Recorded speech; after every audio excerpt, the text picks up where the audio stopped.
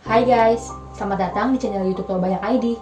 Beberapa hari lalu sempat viral berita tentang seorang ibu membawa poster yang bertuliskan, "Tolong anakku butuh ganja medis."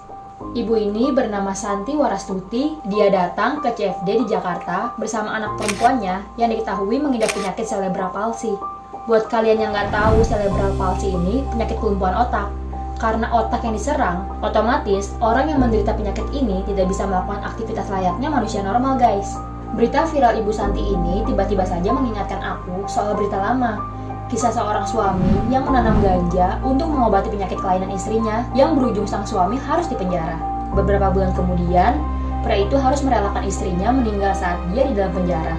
Akhir kisah yang menyedihkan ya, tapi apa benar ganja begitu berkhasiatnya untuk penyakit kelumpuhan? Nah, di video kali ini, aku mau coba mengangkat kisah ini guys. Bagaimana perjuangan ibu yang ingin melegalkan ganja medis untuk melihat anak yang mereka cintai bisa hidup normal.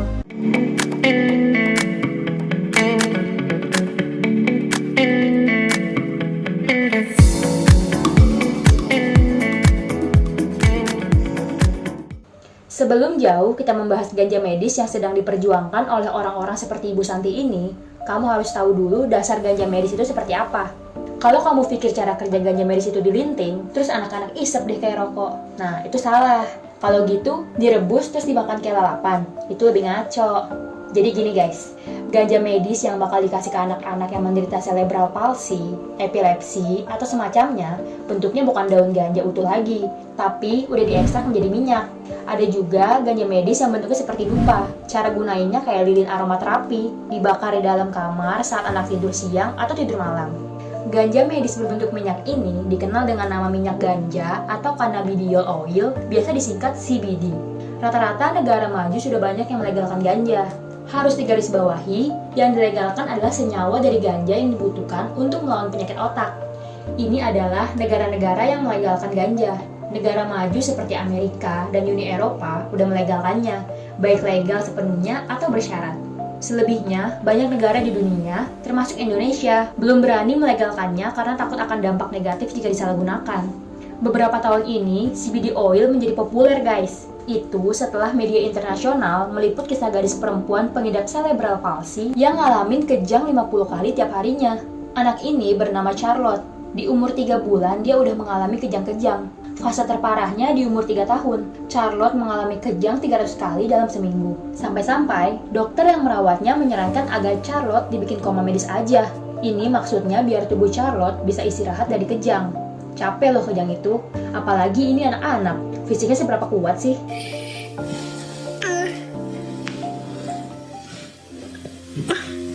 It's okay, baby.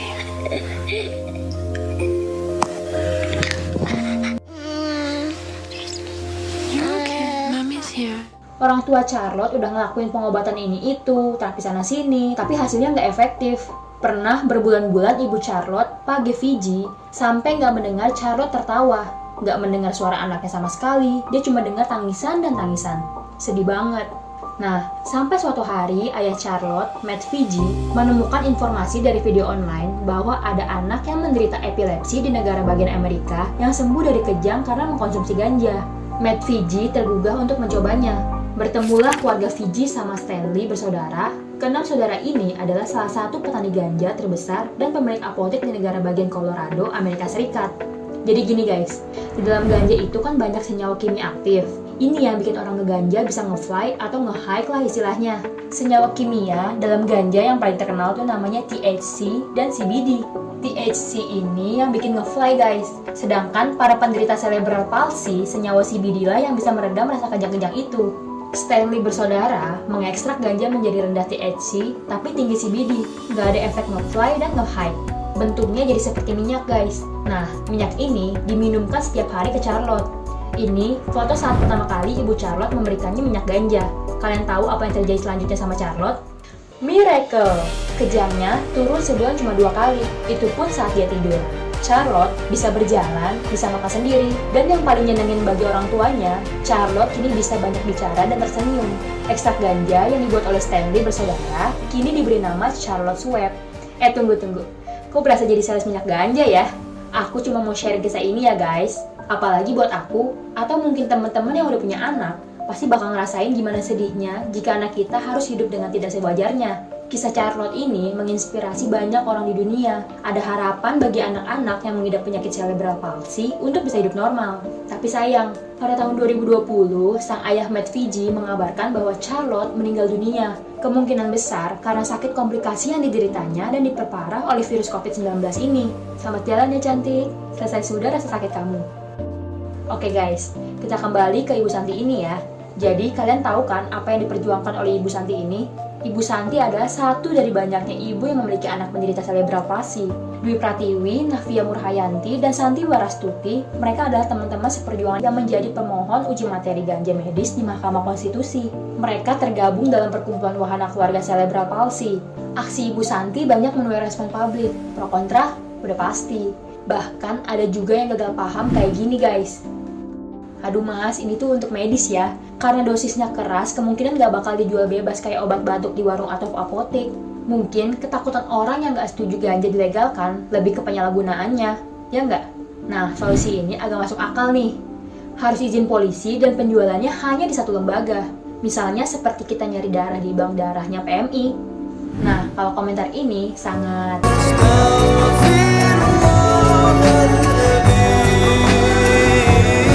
Komentar ini masuk akal banget guys. Apa bedanya coba minyak ganja dengan alkohol? Sama-sama punya efek negatif kalau disalahgunakan. Alkohol udah bisa kita temuin dan beli di mana aja. Aku melihat pelarangan ganja medis itu standar ganda. Penggunaan morfin aja legal loh untuk medis. Morfin biasanya diberikan ke penderita kanker stadium lanjut. Gunanya apa? Morfin efektif ngilangin rasa nyeri kanker yang udah parah banget. Kalau dibandingin nih antara morfin dan cannabidiol oil, tingkat zat aktif lebih tinggi dan lebih berbahaya morfin guys. Ahli kesehatan pemerintah belum menyetujui ganja medis untuk pengobatan penyakit cerebral palsy atau sejenisnya. Mereka beralasan karena masih banyak obat alternatif lain yang aman dan efektif sehingga mendapatkan izin edar. Ya mungkin aman daripada CBD oil, tapi efektif nggak? Masalahnya, semua anak orang tua yang mengidap kelumpuhan otak, aku yakin mereka udah ngelakuin segala cara. Tapi banyak dari mereka yang gak berhasil. Bukannya semua obat itu ada resikonya. Kenapa harus takut? Khasiatnya CBD oil jelas banget dan udah banyak yang membuktikannya. Alasan lainnya, soal kecemasan jika CBD oil ini disalahgunakan. Ya, Pak, jangankan minyak ganja, lem Aibon aja banyak disalahgunain untuk mabuk, Pak. Aku pikir nih ya guys, bukannya semua peraturan apapun di dunia ini, mau peraturan medis, sosial, HAM, militer, ekonomi, apapun itu pasti ada yang melanggar ya kan? Buat peraturan alkohol tetap aja banyak yang ngoplos, bikin undang-undang korupsi tetap aja ada yang korupsi. Ya udahlah, susah-susah nunggu dilegalin, cari aja ganja di luar. Toh dilarang pun ganja masih banyak yang beredar, itu emang benar. Tapi resikonya penjara guys. Kalau orang tuanya di penjara, siapa yang ngurus anak kebutuhan khusus itu? Berat loh ngurus anak kebutuhan khusus, yang ada malah kayak kasus Fidelis. Dia meramu tanaman ganja untuk terapi istrinya yang mengidap penyakit langka yaitu gangguan syaraf tulang belakang. 8 bulan penjara adalah konsekuensi yang harus Fidelis terima.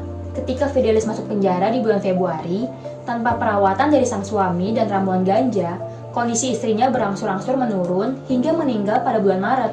Oke ya guys, jadi kesimpulannya, aku melihat dari kisah Charlotte, Fidelis, dan para ibu anak pengidap cerebral palsy cukup meyakinkan aku bahwa tanaman ini punya khasiat yang besar banget jika digunakan pada takaran yang pas ya.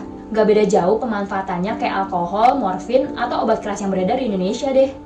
Biar gak disalahgunain, solusinya tunjuk aja lembaga khusus yang bertanggung jawab atas peredaran CBD oil ini di bawah Kementerian Kesehatan misalnya. Dan yang beredar itu udah ganja hasil ekstrak loh ya. Entah bentuknya minyak, kapsul, ataupun dupa terapi. Bukan lagi daun ganja yang mentahnya ya guys. Biar pengawasannya lebih kuat, kasih aja syarat.